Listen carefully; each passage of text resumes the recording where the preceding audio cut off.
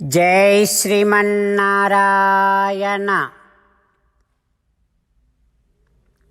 శ్రీమద్భగవద్గీత 7వ అధ్యాయము జ్ఞాన విజ్ఞాన యోగము 25వ శ్లోకము. నాహం ప్రకాశః సర్వస్య యోగమాయా సమావృతః మూఢోయం నాభిజానాతి లోకో మామజం అవ్యయం. ఓం. గీతాచార్యుడు శ్రీకృష్ణ పరమాత్మ అర్జునుడితో పాటు మనందరికీ జ్ఞాన విజ్ఞాన యోగాన్ని ఉపదేశం చేస్తూ ఉన్నాడు. పరమాత్మ అంటూ ఉన్నాడు, అర్జున, నేను మానవ శరీరాలతో అవతరించటం వల్ల ఈ మానవ శరీరాలన్నీ కూడా ప్రాకృతికమైనటువంటి శరీరాలే అవటం వల్ల నేను ఈ ప్రకృతికి సంబంధించినటువంటి శరీరములను స్వీకరించి అవతరిస్తూ ఉండటము వలన జ్ఞానహీనులైనటువంటి వారు, మూఢులైనటువంటి వారు నన్ను గుర్తించలేరు. వారికి నా ఉత్కృష్టమైనటువంటి స్వభావము గోచరించదు. ఎవరి జ్ఞానహీనులు అనంటే ఇంతకుముందే చెప్పాను, ప్రాపంచికమైనటువంటి సుఖాలను అనుభవించాలనే కోరికతో ఆయా సుఖాలను తీర్చుకోవటము కోసం, ఆయా కోరికలను తీర్చుకోవటము కోసమని ఇతర దేవతలను ఆశ్రయించి ఆరాధిస్తూ ఉండేటటువంటి వారికి నా యొక్క ఉత్కృష్టమైన స్వభావము తెలియదు. నేను మానవ శరీరములో అవతరించటము వల్ల నేను కూడా వారి వలనే జనన మరణములు కలిగినటువంటి వాడిని అని అనుకుంటారు. నేను జనన మరణములు లేనటువంటి వాడిని అని ఆ జ్ఞానహీనులు నన్ను గుర్తించలేరు.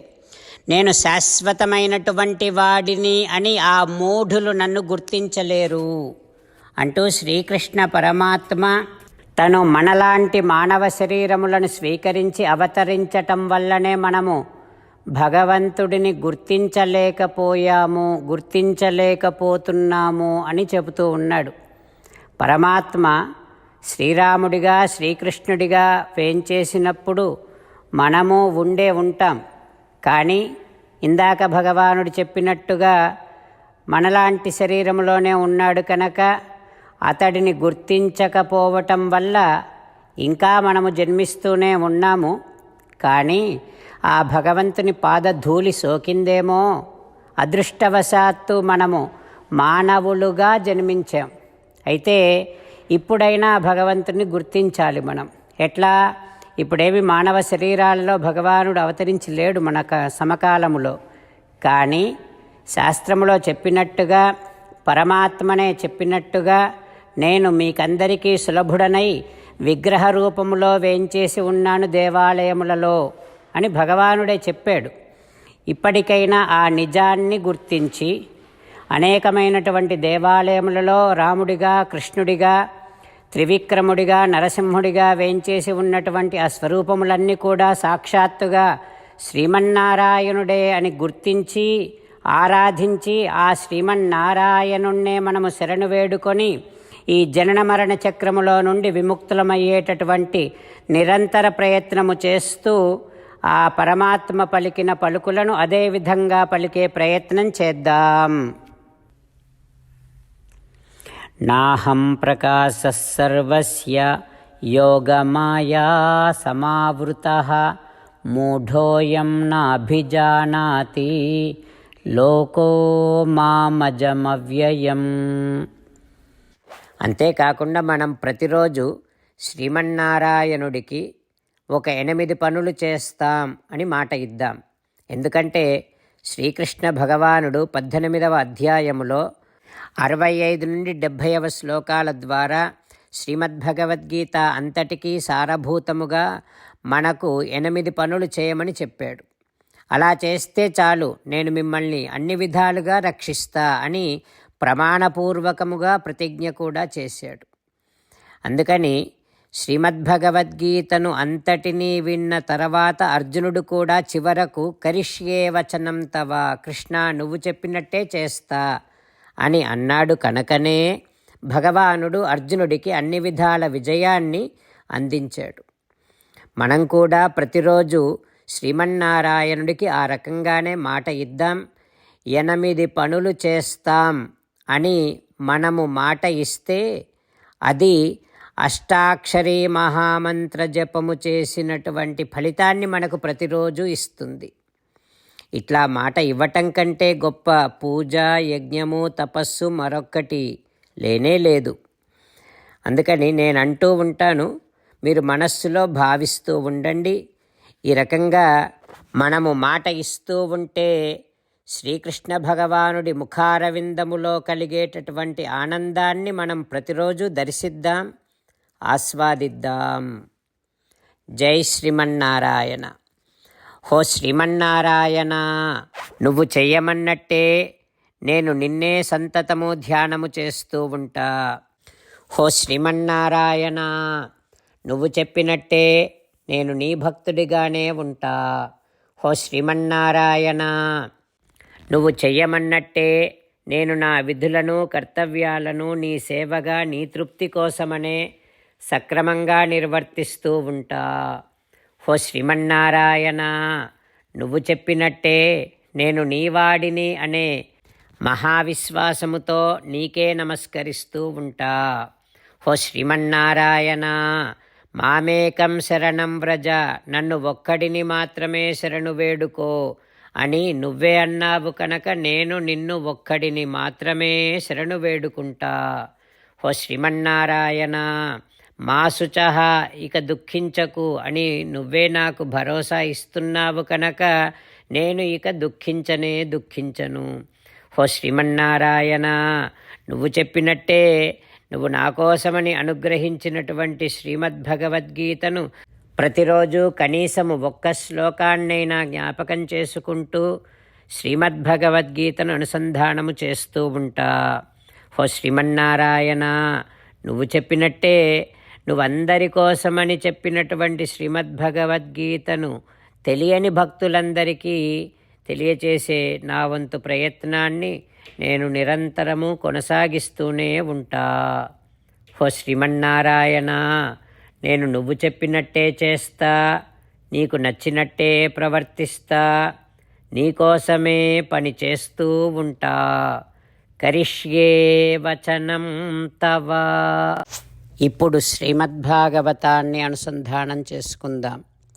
శ్రీమద్భాగవత గ్రంథానికి నమస్కారం. నిగమకల్పతరోర్గలితం ఫలం సుఖముఖాదమృతద్రవ సంయుతం పిబత భాగవతం రసమాలయం ముహురహో రసికా భువి భావుకాః. శ్రీసుఖ యోగీంద్రుల వారికి నమస్కారం. యం ప్రవ్రజంతమనుపేతమపేతకృత్యం ద్వైపాయనో విరహకాతర ఆజుహావ పుత్రేతి తన్మయతయా తరవోభినేదుః తం సర్వభూతహృదయం మునిమానతోస్మి. నరనారాయణులకు, చతుర్ముఖ బ్రహ్మకు, సరస్వతీదేవికి, వ్యాస మహర్షుల వారికి నమస్కారం. నారాయణం నమస్కృత్య నరం చైవ నరోత్తమం దేవీం సరస్వతీం వ్యాసం తతో జయం ఉదీరయేత్. శ్రీమద్భాగవతము 6వ స్కంధములో సూతమహాముని శౌనకాది మహర్షులందరికీ ప్రవచనం చేస్తూ ఈ రకంగా చెబుతూ ఉన్నాడు. ఓ మహర్షులారా, శ్రీసుఖ యోగీంద్రుల వారు పరీక్షిన్నరేంద్రుడికి శ్రీమద్భాగవతాన్ని ఉపదేశం చేస్తూ ఇలా చెబుతూ ఉన్నాడు. ఓ పరీక్షిన్నరేంద్ర, విశ్వరూపుడు దేవేంద్రుడికి నారాయణ కవచ మంత్రాన్ని ఉపదేశం చేస్తూ ఇలా చెప్తూ ఉన్నాడు. ఆ నారాయణ కవచ మంత్రములో 5వ శ్లోకము. శ్లోకార్థాన్ని గమనించి అర్థాన్ని భావన చేస్తూ శ్లోకాన్ని చెప్పుకుందాం. క్రూరమైనటువంటి చేతబడుల లాంటి ప్రమాదములలో నుండి ఆ శ్రీమన్నారాయణుడు నన్ను రక్షించుగాక. శ్రీమన్నారాయణుడు మరియు నరరూపములో ఉన్నటువంటి శ్రీమన్నారాయణుడు, ఆ ఇద్దరు నన్ను ఎవరైనా గర్వముతో హేళన పరిహాసము చేయటము నుండి నన్ను రక్షించుగాక.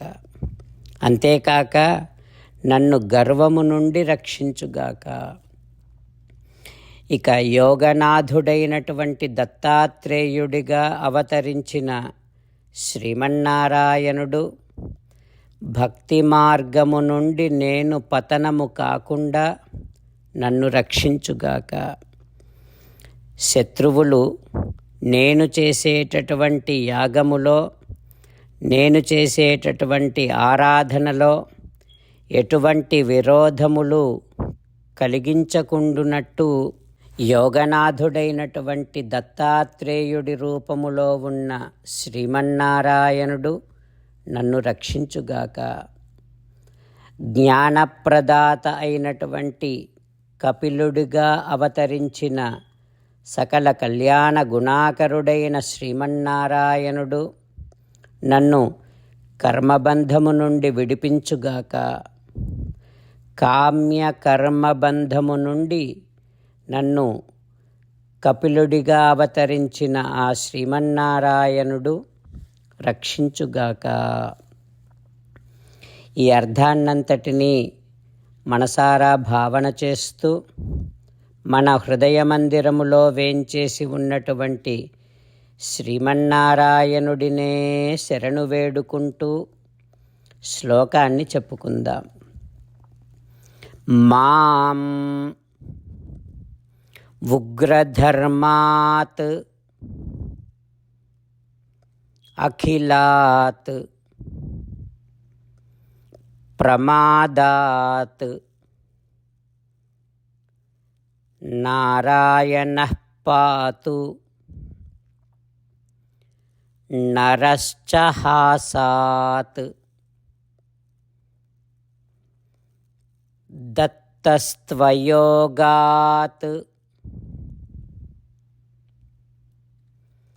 అధయోగనాథః పాయాత్ గుణేశః కపిలః కర్మబంధాత్. ఒకసారి చదువుతాను, శ్రద్ధగా విందాం. మాం ఉగ్రధర్మాత్ అఖిలాత్ ప్రమాదాత్ నారాయణః పాతు నరశ్చ హాసాత్ దత్తస్త్వయోగాత్ అధయోగనాథః పాయాత్ గుణేశః కపిలః కర్మబంధాత్. ఓం. ఈ రకంగా విశ్వరూపుడు దేవేంద్రుడికి నారాయణ కవచ మంత్రాన్ని ఉపదేశం చేస్తూ ఉన్నాడు. ఆ తర్వాత ఏం జరుగుతుందో రేపు తెలుసుకుందాం. ఓం శ్రీకృష్ణ పరబ్రహ్మణే నమః. ఓం అస్మద్గురుభ్యో నమః. ముకుందమాల. కృష్ణో రక్షతు నో జగత్రయగురుః కృష్ణం నమస్యామ్యహం.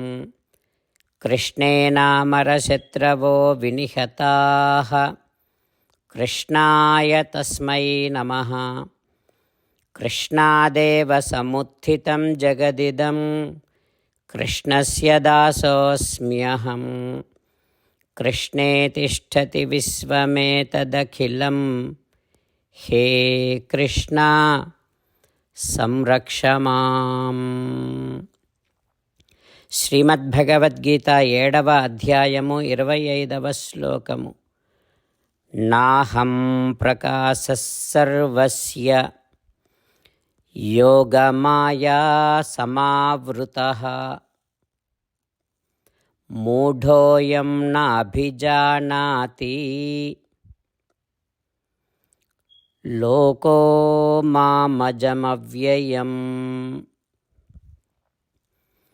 నాహం ప్రకాశः సర్వస్య యోగమాయా సమావృతః మూఢోయం నాభిజానాతి లోకో మామజమవ్యయం. శ్రీమన్నారాయణ కరిష్యే వచనం తవ. సర్వం శ్రీకృష్ణార్పణమస్తు. జై శ్రీమన్నారాయణ.